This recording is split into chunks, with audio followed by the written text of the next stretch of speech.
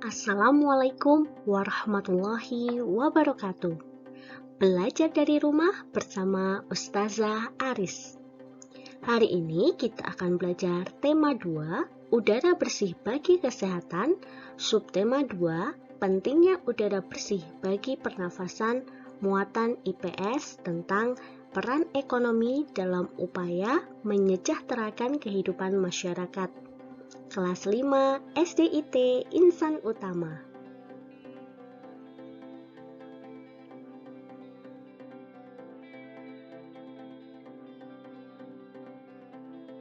Nah, soli dan solihah yang akan kita pelajari hari ini ada dua. Yang pertama, tentang jenis-jenis kegiatan ekonomi masyarakat. Kemudian yang kedua, kegiatan ekonomi.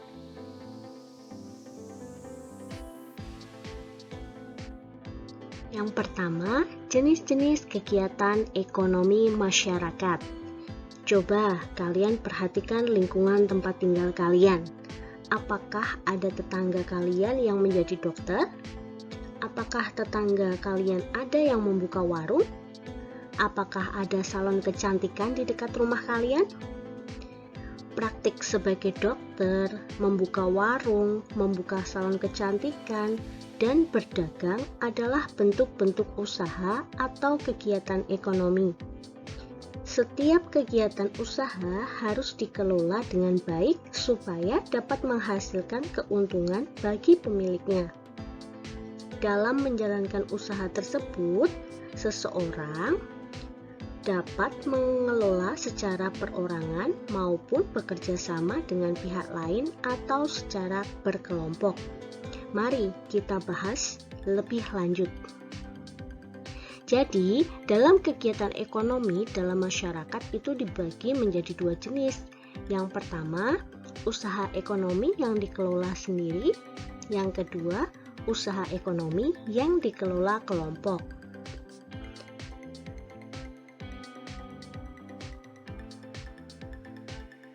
Usaha ekonomi yang dikelola sendiri.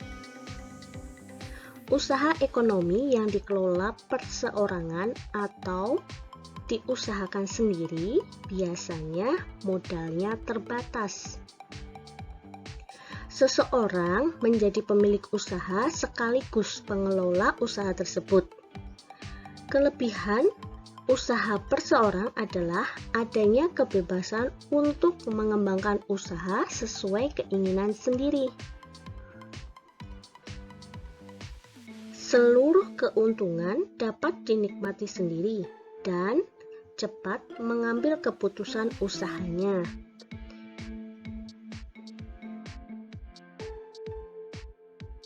Berikut adalah contoh-contoh usaha ekonomi yang dikelola perorangan. Yang pertama, usaha pertanian. Kebanyakan usaha dalam bidang pertanian dilakukan secara perseorangan. Usaha pertanian biasanya dilakukan dengan modal yang terbatas. Seorang petani biasanya mengolah dan menggarap lahan yang terbatas. Hanya sedikit saja usaha pertanian yang dilakukan secara besar-besaran. Yang kedua, industri kecil. Industri-industri kecil yang berupa industri rumah tangga biasanya dikelola secara perseorangan. Contoh industri kecil ini adalah usaha kerajinan seperti kerajinan anyaman, tembikar, atau industri pembuatan mebel seperti meja, kursi, lemari, dan industri keramik.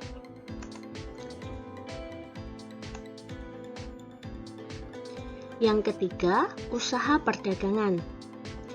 Usaha perdagangan yang dikelola secara perseorangan biasanya perdagangan dalam jumlah kecil sampai menengah, termasuk dalam usaha perdagangan antara lain usaha membuka toko kecil, warung, penjajah keliling yang dikelola sendiri, bertani, industri pembuatan kompor, dan membuka bengkel, serta pedagang kaki lima, pedagang di lapak-lapak pasar, pedagang hasil bumi, dan lain-lain. Yang keempat yaitu usaha jasa.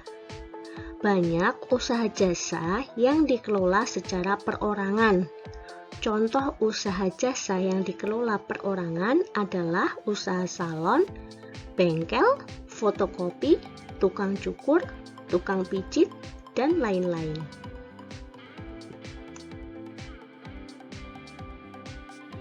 Yang kedua, usaha ekonomi yang dikelola kelompok. Usaha ekonomi yang dikelola secara berkelompok adalah usaha yang dijalankan secara bersama-sama, baik dalam hal modal, pengelolaan, maupun dalam hal bagi hasil.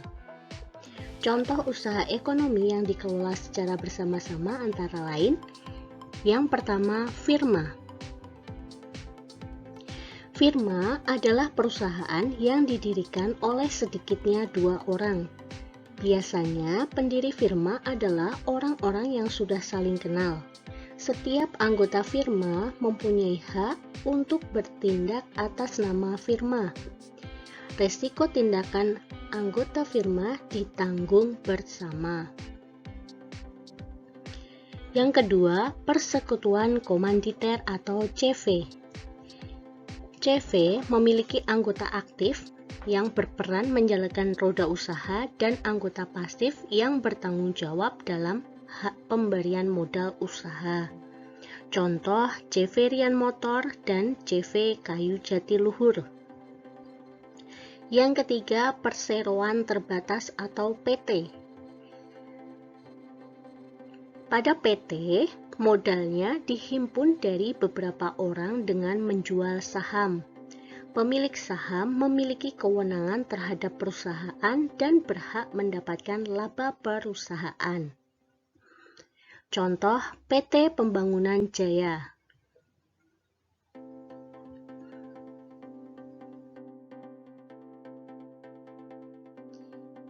Yang keempat, Badan Usaha Milik Negara atau BUMN. BUMN bertanggung jawab atas kesejahteraan masyarakat Indonesia. Modal usahanya ditanggung oleh negara. Contohnya, Perum Peruri dan PT KAI. Usaha ekonomi yang dikelola kelompok selanjutnya adalah perusahaan daerah. Perusahaan yang modalnya dimiliki oleh pemerintah daerah. Perusahaan daerah dipimpin staf direksi dan anggota ditentukan dalam peraturan pendirian. Staf dan anggota diangkat dan diberhentikan oleh kepala daerah atas persetujuan DPRD. Yang selanjutnya adalah koperasi. Koperasi adalah usaha bersama berdasarkan asas kekeluargaan. Semua anggota wajib membayar simpanan pokok dan simpanan wajib. Contoh koperasi unit desa atau KUD.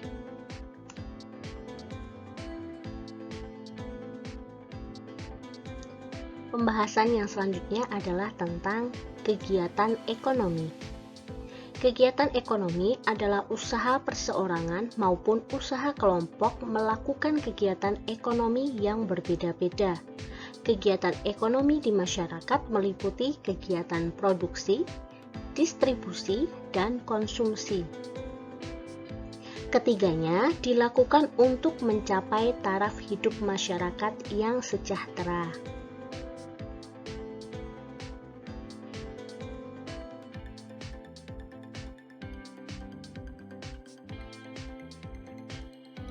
Kesejahteraan masyarakat merupakan suatu kondisi terpenuhinya kebutuhan masyarakat sehingga dapat hidup layak dan mampu mengembangkan diri, sehingga mampu melaksanakan fungsi sosialnya.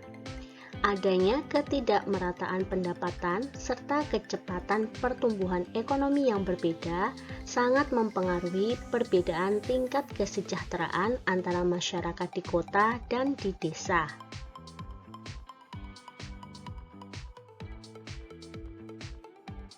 Nah, kegiatan ekonomi yang pertama adalah produksi. Produksi yaitu kegiatan mengolah barang mentah menjadi bahan baku atau barang jadi. Orang yang melakukan kegiatan produksi disebut produsen. Contohnya, petani, perajin pisau, penjahit, dan pembuat kue. Kegiatan produksi dapat meningkatkan kesejahteraan masyarakat karena kegiatan produksi membutuhkan tenaga kerja. Oleh karena itu, kegiatan produksi mendorong terbukanya lapangan kerja baru, sehingga pengangguran dapat berkurang.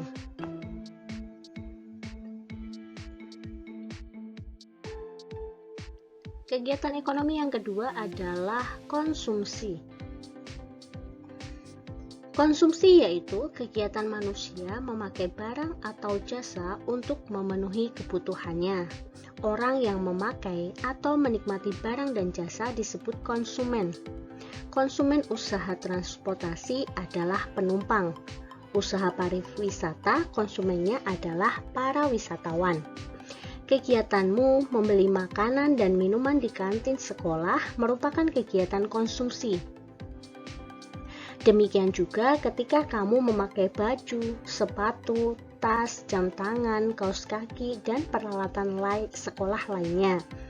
Konsumen harus mengeluarkan uang untuk memperoleh barang dan jasa. Masyarakat melakukan kegiatan konsumsi untuk memenuhi kebutuhan hidupnya. Dengan terpenuhinya kebutuhan hidup masyarakat, masyarakat pun dikatakan sejahtera.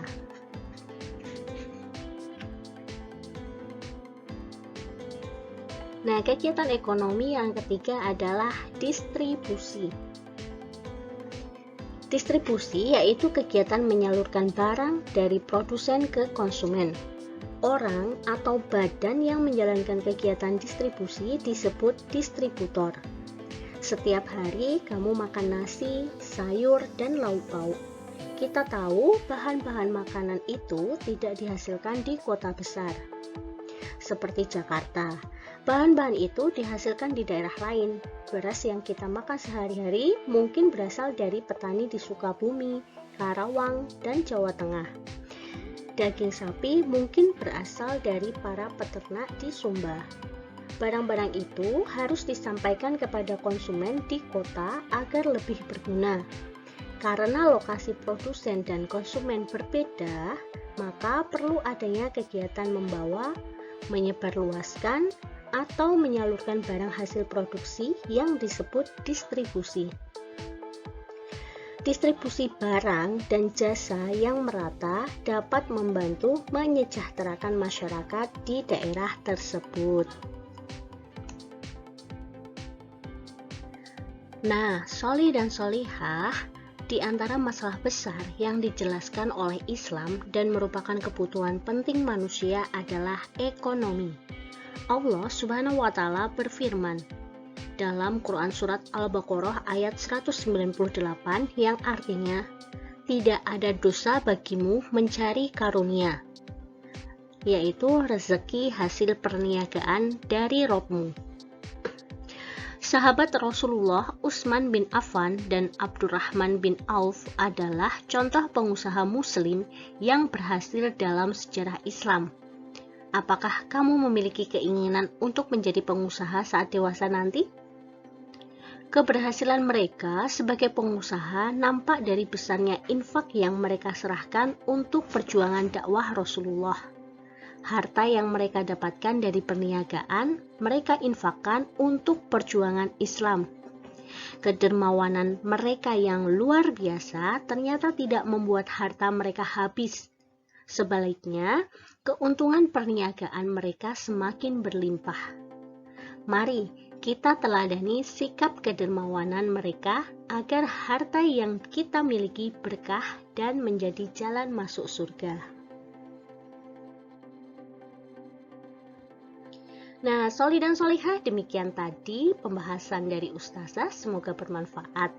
Tetap sehat, tetap semangat. Ustazah akhiri, wassalamualaikum warahmatullahi wabarakatuh.